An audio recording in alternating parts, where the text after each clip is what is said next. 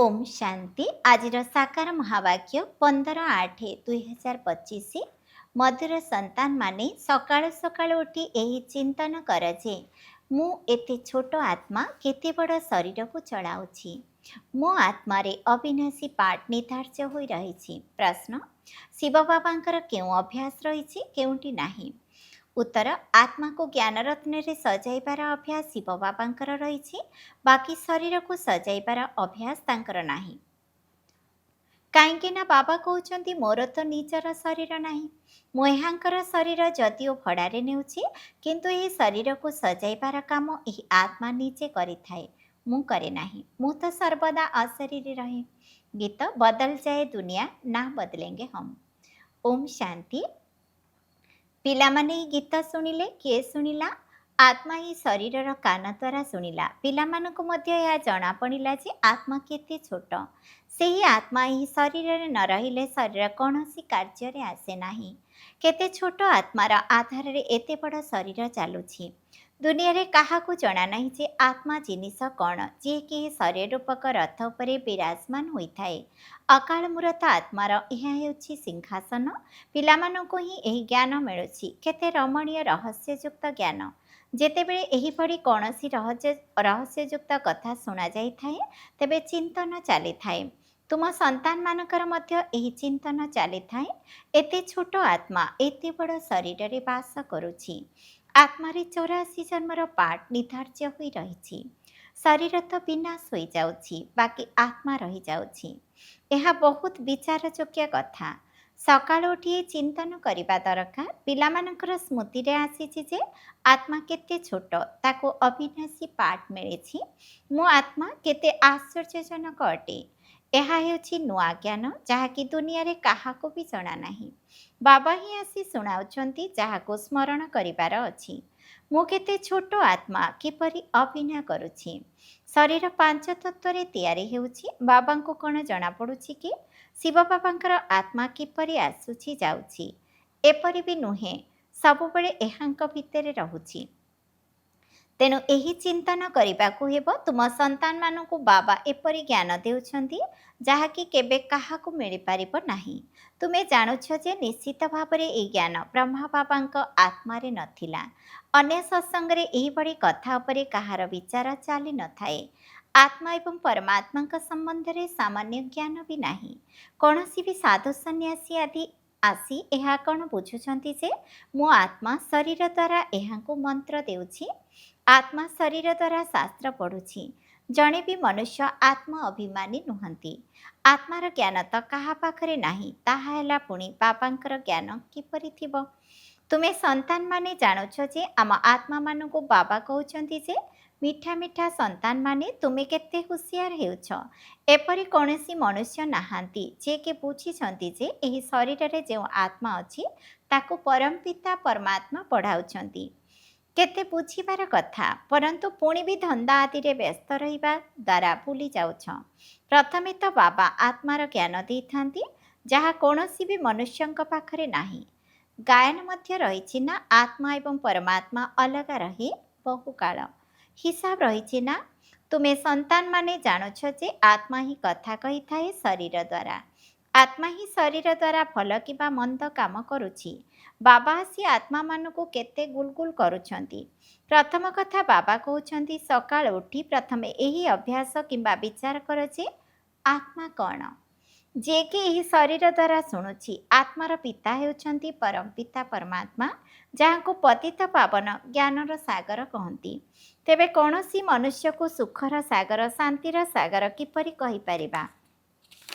कण लक्ष्मी नारायण को सर्वदा पवित्रतार सागर बोली कहुजिबो ना। एक बाबा ही होउछंती सर्वदा पवित्रतार सागर। मनुष्य तो केवल भक्ति मार्गर शास्त्रर कथा बसी वर्णना करिथांती, वास्तविक अनुभव नाही। एपरि भावंती नाही जे मो आत्मा एही शरीर द्वारा बाबांकर महिमा करुछि। से आमर बहुत मिठा बाबा, से ही होउछंती सुखदाता। बाबा कहउछंती हे आत्मा माने एबे मो मतरे चलो।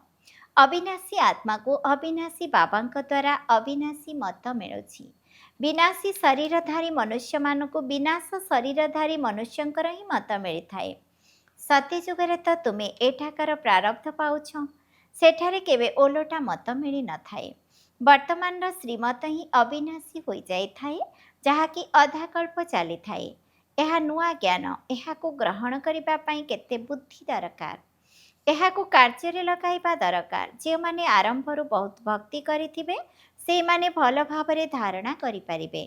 ଏହାକୁ ବୁଝିବା ଦରକାର, ଯଦି ଆମର ବୁଦ୍ଧିରେ ଜ୍ଞାନ ଠିକ୍ ଭାବରେ ଧାରଣ ହେଉନାହିଁ, ତେବେ ନିଶ୍ଚିତ ଆରମ୍ଭରୁ ହିଁ ଭକ୍ତି କରିନାହିଁ।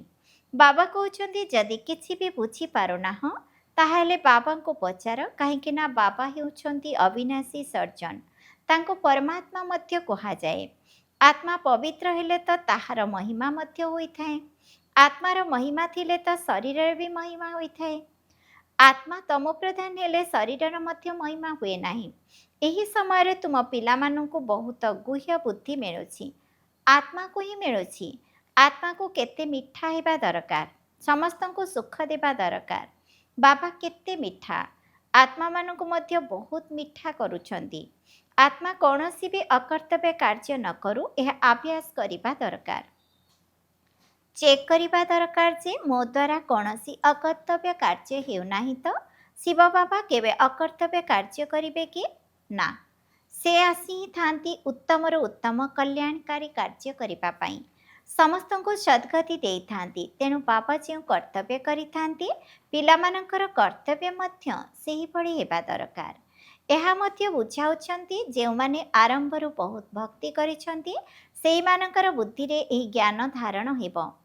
ଏବେ ବି ଦେବତାମାନଙ୍କର ଅନେକ ଭକ୍ତ ରହିଛନ୍ତି, ଯେ କି ନିଜର ମୁଣ୍ଡ କାଟିଦେବା ପାଇଁ ମଧ୍ୟ ପ୍ରସ୍ତୁତ ରହିଛନ୍ତି। ବଡ଼ ବଡ଼ ଭକ୍ତଙ୍କୁ ସାନ ଭକ୍ତମାନେ ଅନୁକରଣ କରିଥାନ୍ତି। ସେମାନଙ୍କର ମହିମା ଗାୟନ କରିଥାନ୍ତି। ସେମାନଙ୍କର କାର୍ଯ୍ୟକଳାପ ତ ସ୍ଥୂଳରେ ସବୁ ଦେଖାଯାଇଥାଏ। ଏଠାରେ ତୁମେ ହେଉଛ ଗୁପ୍ତ। ତୁମ ବୁଦ୍ଧିରେ ସୃଷ୍ଟିର ଆଦି ମଧ୍ୟ ଅନ୍ତର ସାରା ଜ୍ଞାନ ରହିଛି। ଏହା ବି ପିଲାମାନଙ୍କୁ ଜଣାଅଛି ଯେ ବାବା ଆମକୁ ପଢ଼ାଇବା ପାଇଁ ଆସିଛନ୍ତି। ଏବେ ପୁଣି ଆମେ ଘରକୁ ଯିବୁ। ଯେଉଁଠାରୁ ସବୁ ଆତ୍ମାମାନେ ଆସିଥାନ୍ତି ତାହା ହେଉଛି ଆମର ଘର। ସେଠାରେ ଶରୀର ହିଁ ନାହିଁ ତ ଶବ୍ଦ କିପରି ହେବ? ଆତ୍ମା ବିନା ଶରୀର ଜଡ଼ ହୋଇଯାଇଥାଏ। ମନୁଷ୍ୟମାନଙ୍କ ଶରୀର ସହିତ କେତେ ମୋହ ରହିଛି। ଆତ୍ମା ଶରୀରରୁ ବାହାରି ଗଲେ ବାକି ରହିଲା ପାଞ୍ଚ ତତ୍ତ୍ୱର ଶରୀର। ତାହା ସହ ମଧ୍ୟ କେତେ ସ୍ନେହ ରହିଥାଏ। ପତ୍ନୀ ପତିର ଚିତା ଉପରେ ଝାସ ଦେବା ପାଇଁ ପ୍ରସ୍ତୁତ ହୋଇଯାଏ। ଶରୀର ପ୍ରତି କେତେ ମୋହ ରହିଥାଏ। ଏବେ ତୁମେ ବୁଝୁଛ ଯେ ସାରା ଦୁନିଆ ଠାରୁ ନଷ୍ଟ ମୋହ ହେବାକୁ ପଡ଼ିବ। ଏହି ଶରୀର ତ ଦିନେ ବିନାଶ ହୋଇଯିବ। ତେଣୁ ଶରୀରରୁ ଆସକ୍ତି ତୁଟିଯିବା ଦରକାର ନା। କିନ୍ତୁ ବହୁତ ମୋହ ରହିଥାଏ। ବ୍ରାହ୍ମଣଙ୍କୁ ଖାଇବାକୁ ଦେଇଥାନ୍ତି, ମନେ ପକାଇଥାନ୍ତି ନା ଅମୁକର ଶ୍ରାଦ୍ଧ। ତେବେ ସିଏ କ'ଣ ଖାଇପାରିବେ କି? ତୁମ ସନ୍ତାନମାନଙ୍କୁ ତ ଏବେ ଏହି ସବୁ କଥାରୁ ମୁକ୍ତ କରାଯିବା ଦରକାର। ଡ୍ରାମାରେ ପ୍ରତ୍ୟେକ ନିଜ ନିଜର ଅଭିନୟ କରୁଛନ୍ତି। ଏହି ସମୟରେ ତୁମକୁ ଜ୍ଞାନ ମିଳିଛି, ଆମକୁ ନଷ୍ଟ ମୋହ ହେବାକୁ ପଡ଼ିବ। ମୋହଜିତ ରାଜାଙ୍କର କାହାଣୀ ମଧ୍ୟ ଅଛି ନା। ଅନେକ ମୋହଜିତ ରାଜା ହୋଇପାରିବେ ନାହିଁ। ଏହିଭଳି କାହାଣୀ ତ ବହୁତ ଲେଖା ହୋଇଛି ନା। ସେଠାରେ ଅକାଳ ମୃତ୍ୟୁ ହୁଏ ନାହିଁ। ତେଣୁ ମୋହର କଥା ପଚାରିବା ବି ଆବଶ୍ୟକ ନାହିଁ। ବର୍ତ୍ତମାନ ବାବା ତୁମକୁ ମୋହଜିତ କରୁଛନ୍ତି। ସ୍ୱର୍ଗରେ ମୋହଜିତ ରାଜାମାନେ ଥିଲେ। ଯେପରି ରାଜାରାଣୀ ସେହିପରି ପ୍ରଜା ମଧ୍ୟ ଥିଲେ। ତାହା ହିଁ ନଷ୍ଟ ମୋହ, ମୋହାର ରାଜଧାନୀ। ରାବଣ ରାଜ୍ୟରେ ମୋହ ବହୁତ ରହିଥାଏ। ସେଠାରେ ତ ବିକାର ନଥାଏ। ରାବଣ ରାଜ୍ୟ ହିଁ ନାହିଁ। ରାବଣର ରାଜତ୍ୱ ଚାଲି ଯାଇଥାଏ। ରାମ ରାଜ୍ୟରେ କ'ଣ ହୁଏ କିଛି ବି ଜଣା ନାହିଁ। ବାବାଙ୍କ ବ୍ୟତୀତ ଏହିସବୁ କଥା ଆଉ କେହି କହିପାରିବେ ନାହିଁ। ବାବା ଏହି ଶରୀରରେ ରହି ମଧ୍ୟ ଦେହୀ ଅଭିମାନୀ ରୁହନ୍ତି। ଲୋନ୍ ଅଥବା ଭଡ଼ାରେ ଘର ନେଇଥିଲେ ବି ସେଥିରେ ମଧ୍ୟ ମୋହ ରହିଥାଏ। ଘରକୁ ଭଲ ଭାବରେ ସଜାଇ ରଖିଥାନ୍ତି। ବ୍ରହ୍ମା ବାବାଙ୍କୁ ତ ସଜାଇବା ଦରକାର ନାହିଁ, କାରଣ ବାବା ତ ଅଶରୀରୀ ନା। ଏହାଙ୍କୁ କୌଣସି ସଜାସଜି କରିବାର ଅଭ୍ୟାସ ହିଁ ନାହିଁ। ବାବାଙ୍କୁ ତ ଅବିନାଶୀ ଜ୍ଞାନରତ୍ନରେ ପିଲାମାନଙ୍କୁ ସଜାଇବାର ଅଛି। ସୃଷ୍ଟିର ଆଦି ମଧ୍ୟ ଅନ୍ତର ରହସ୍ୟ ବୁଝାଇଥାନ୍ତି। ଶରୀର ତ ହେଉଛି ଅପବିତ୍ର। ଏହାଙ୍କୁ ଯେତେବେଳେ ନୂଆ ଶରୀର ମିଳିବ ତେବେ ପବିତ୍ର ହୋଇଯିବ। ବର୍ତ୍ତମାନ ତ ଇଏ ପୁରୁଣା ଦୁନିଆ ଅଟେ। ଇଏ ମଧ୍ୟ ଦିନେ ଶେଷ ହୋଇଯିବ। ଏକଥା ମଧ୍ୟ ଦୁନିଆରେ କାହାକୁ ଜଣା ହିଁ ନାହିଁ। ଧୀରେ ଧୀରେ ଜଣାପଡ଼ିବ। ନୂଆ ଦୁନିଆର ସ୍ଥାପନା ଏବଂ ପୁରୁଣା ଦୁନିଆର ବିନାଶ, ଏହା ତ ବାବାଙ୍କର ହିଁ କାମ। ବାବା ହିଁ ଆସି ବ୍ରହ୍ମାଙ୍କ ଦ୍ୱାରା ପ୍ରଜା ରଚନା କରି ନୂଆ ଦୁନିଆର ସ୍ଥାପନା କରୁଛନ୍ତି। ତୁମେ ନୂଆ ଦୁନିଆର ଅଛ ନା? ନୂଆ ଦୁନିଆରେ ସ୍ଥାପନା ହେଉଛି। ତେଣୁ ଚୁଟି ଅର୍ଥାତ୍ ବ୍ରାହ୍ମଣମାନେ ହେଉଛନ୍ତି ବହୁତ ଉଚ୍ଚ ବା ଶ୍ରେଷ୍ଠ। ବାବା ବୁଝାଉଛନ୍ତି, ବାବାଙ୍କ ସମ୍ମୁଖକୁ ଆସିଲେ ପ୍ରଥମେ ଏକଥା ମନେ ପକାଅ ଯେ ଆମେ ଈଶ୍ୱର ପିତାଙ୍କ ନିକଟକୁ ଯାଉଛୁ। ଶିବ ବାବା ତ ନିରାକାର ଅଟନ୍ତି। ତାଙ୍କ ସାମ୍ନାକୁ ଆମେ କେମିତି ଯିବା? ତେଣୁ ଶିବ ବାବାଙ୍କୁ ମନେ ପକାଇ ପୁଣି ତାଙ୍କ ସମ୍ମୁଖକୁ ଆସିବାକୁ ହେବ। ତୁମେ ଜାଣିଛ ଶିବ ବାବା ବ୍ରହ୍ମାଙ୍କ ମଧ୍ୟରେ ବସିଛନ୍ତି। ଏହି ଶରୀର ତ ହେଉଛି ପତିତ। ଶିବ ବାବାଙ୍କ ସ୍ମୃତିରେ ନ ରହି କୌଣସି କାମ କଲେ ପାପ ଲାଗିଯାଏ। ଆମେ ଶିବ ବାବାଙ୍କ ପାଖକୁ ଯାଉଛୁ, ପୁଣି ଅନ୍ୟ ଜନ୍ମରେ ଅଲଗା ସମ୍ବନ୍ଧ ହେବ। ସେଠାରେ ଦେବତାଙ୍କ କୋଳକୁ ଯିବା। ଏହି ଈଶ୍ୱରୀୟ କୋଳ ଥରେ ମାତ୍ର ମିଳିଥାଏ। ମୁଖରେ କହିଥାନ୍ତି, ହେ ବାବା ଆମେ ଆପଣଙ୍କର ହୋଇଗଲୁ। ବହୁତ ଅଛନ୍ତି ଯେଉଁମାନେ କି କେବେ ଦେଖି ବି ନାହାନ୍ତି। ବାହାରେ ରହୁଛନ୍ତି, ପତ୍ର ଲେଖିଥାନ୍ତି, ଶିବ ବାବା ମୁଁ ଆପଣଙ୍କର ପୋଷ୍ୟପୁତ୍ର ହୋଇଗଲି। ବୁଦ୍ଧିରେ ଜ୍ଞାନ ରହିଛି, ଆତ୍ମା କହୁଛି ମୁଁ ଶିବ ବାବାଙ୍କର ହୋଇଯାଇଛି। ଏହାଙ୍କ ପୂର୍ବରୁ ମୁଁ ପତିତ କୋଳରେ ଥିଲି, ଭବିଷ୍ୟତରେ ପବିତ୍ର ଦେବତା କୋଳରେ ଆସିବି। ଏହି ଜନ୍ମ ହେଉଛି ଦୁର୍ଲଭ। ହୀରା ଭଳି ତୁମେ ଏହି ସଙ୍ଗମ ଯୁଗରେ ହେଉଛ। ସଙ୍ଗମ ଯୁଗ କୌଣସି ପାଣିର ସାଗର ଏବଂ ନଦୀମାନଙ୍କର ମିଳନକୁ କୁହାଯାଏ ନାହିଁ।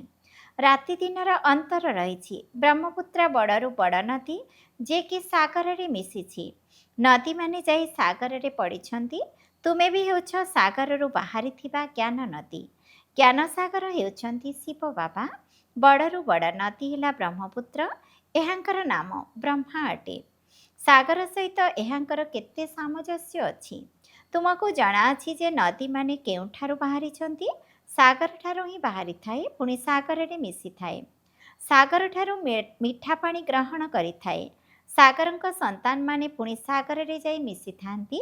ତୁମେ ବି ଜ୍ଞାନ ସାଗରରୁ ବାହାରିଛ, ପୁଣି ସମସ୍ତେ ସେଠାକୁ ଚାଲିଯିବ। ଯେଉଁଠି ସେ ରହିଥାନ୍ତି ସେଠାରେ ତୁମେ ଆତ୍ମାମାନେ ବି ରହୁଛ। ଜ୍ଞାନସାଗର ଆସି ତୁମକୁ ପବିତ୍ର ମିଠା କରୁଛନ୍ତି। ଆତ୍ମା ଯିଏକି ଗୁଣହୀନ ହୋଇଯାଇଛି ତାକୁ ଗୁଣବାନ କରୁଛନ୍ତି। ପାଞ୍ଚ ବିକାର ରୂପୀ ଛି ଅବଗୁଣ ତୁମଠାରୁ ବାହାରି ଯାଉଛି।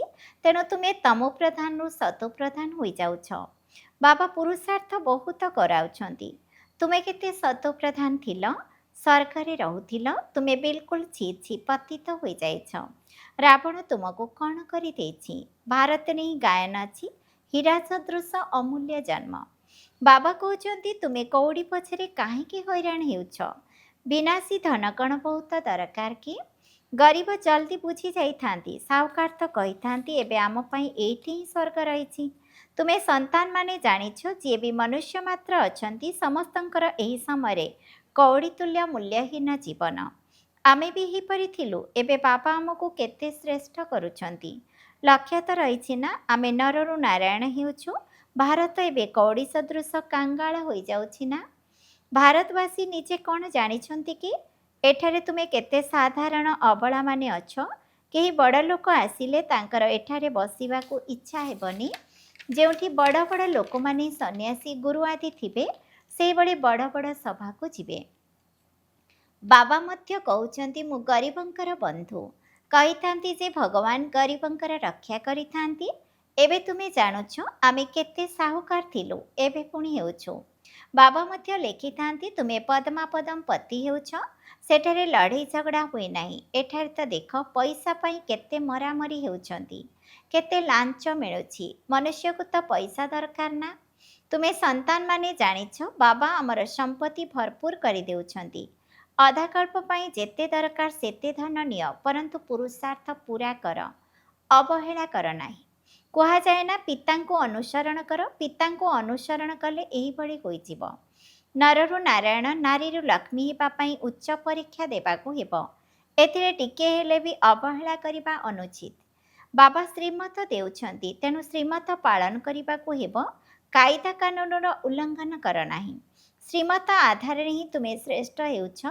ଲକ୍ଷ୍ୟ ବହୁତ ଉଚ୍ଚ। ପ୍ରତିଦିନ ନିଜର ହିସାବ ରଖ। ରୋଜଗାର କଲି ନା ଘାଟା ହେଲା। ବାବାଙ୍କୁ କେତେ ମନେ ପକାଇଲି, କେତେ ଜଣଙ୍କୁ ରାସ୍ତା ବତାଇଲି। ଅନ୍ଧମାନଙ୍କଠାରେ ଲାଠି ତୁମେ ହେଉଛ ନା? ତୁମକୁ ଜ୍ଞାନର ତୃତୀୟ ନେତ୍ର ମିଳୁଛି। ଆଚ୍ଛା, ମିଠା ମିଠା ଶିଖିଲଧି ସନ୍ତାନମାନଙ୍କ ପ୍ରତି ମାତା ପିତା ବାପଦାଦାଙ୍କର ମଧୁର ସ୍ନେହ ସମ୍ପନ୍ନ ଶୁଭେଚ୍ଛା ଏବଂ ସୁପ୍ରଭାତ। ଆତ୍ମିକ ପିତାଙ୍କର ଆତ୍ମିକ ସନ୍ତାନମାନଙ୍କୁ ନମସ୍ତେ। ଆମ ଆତ୍ମିକ ସନ୍ତାନମାନଙ୍କର ମଧ୍ୟ ଆତ୍ମିକ ପିତାଙ୍କୁ ନମସ୍ତେ ନମସ୍ତେ ନମସ୍ତେ। ଧାରଣା ପାଇଁ ମୁଖ୍ୟ ସାରାଂଶ 1 ନମ୍ବର। ବାବା ଯେପରି ମିଠା ସେହିପରି ମିଠା ହୋଇ ସମସ୍ତଙ୍କୁ ସୁଖ ଦେବାକୁ ହେବ। କୌଣସି ଅକର୍ତ୍ତବ୍ୟ କାର୍ଯ୍ୟ କରିବା ଅନୁଚିତ। ଉତ୍ତମରୁ ଉତ୍ତମ କଲ୍ୟାଣକାରୀ କାର୍ଯ୍ୟ ହିଁ କରିବାକୁ ହେବ। 2 ନମ୍ବର। ମୂଲ୍ୟହୀନ ବିନାଶୀ ଧନ ପଛରେ ଦୌଡ଼ିବାର ନାହିଁ। ପୁରୁଷାର୍ଥ କରି ନିଜର ଜୀବନକୁ ହୀରା ସଦୃଶ କରିବା ଆବଶ୍ୟକ। କୌଣସି ଭୁଲ କରିବାର ନାହିଁ।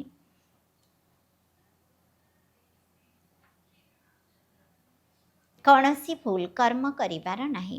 ବରଦାନ ନିଶ୍ଚୟ ରୂପୀ ପାଦକୁ ଅଚଳ ରଖୁଥିବା ସଦା ନିଶ୍ଚୟ ବୁଦ୍ଧି ନିଶ୍ଚିନ୍ତ ଭବ। ସବୁଠାରୁ ବଡ଼ ରୋଗ ହେଲା ଚିନ୍ତା, ଯାହାର ଔଷଧ ଡାକ୍ତରଙ୍କ ପାଖରେ ମଧ୍ୟ ନାହିଁ।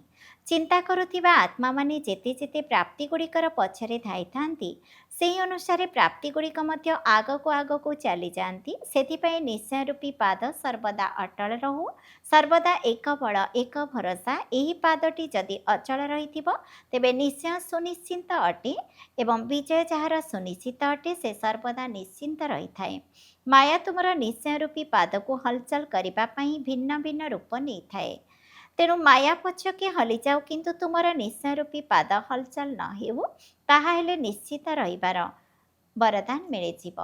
ସ୍ଲୋଗାନ ପ୍ରତ୍ୟେକଙ୍କର ବିଶେଷତାକୁ ଦେଖ, ତେବେ ତୁମେ ମଧ୍ୟ ବିଶେଷାତ୍ମା ହୋଇଯିବ। ଅବ୍ୟକ୍ତ ଇଶାରା ଯଦି ସହଯୋଗୀ ହେବାକୁ ଚାହୁଁଛ ତେବେ ପରମାତ୍ମା ସ୍ନେହର ଅନୁଭବୀ ହୁଅ। ତୁମ ଭଳି ଗୋପଗୋପୀମାନଙ୍କର ଚରିତ୍ରର ଗାୟନ ହେଲା ବାବାଙ୍କ ଠାରୁ ସର୍ବସମ୍ବନ୍ଧର ସୁଖ ନେବା ଏବଂ ସେହି ସୁଖରେ ମଗ୍ନ ରହିବା ଅଥବା ସର୍ବସମ୍ବନ୍ଧର ସ୍ନେହରେ ବୁଡ଼ି ରହିବା। ଯେତେବେଳେ କେହି କାହା ସହିତ ଅତି ସ୍ନେହରେ ମିଶିଥାନ୍ତି ସେତେବେଳେ ସେହି ସ୍ନେହ ମିଳନକୁ କୁହାଯାଏ ଯେ ପରସ୍ପର ସହିତ ମିଶି ଯାଇଛନ୍ତି ବା ଦୁଇ ଜଣ ମିଶି ଏକ ହୋଇଯାଇଛନ୍ତି। ତେଣୁ ବାବାଙ୍କର ସ୍ନେହରେ ସମାହିତ ହୋଇଯିବା ଅର୍ଥ ବାବାଙ୍କର ସ୍ୱରୂପ ହୋଇଯିବା। ଓମ୍ ଶାନ୍ତି।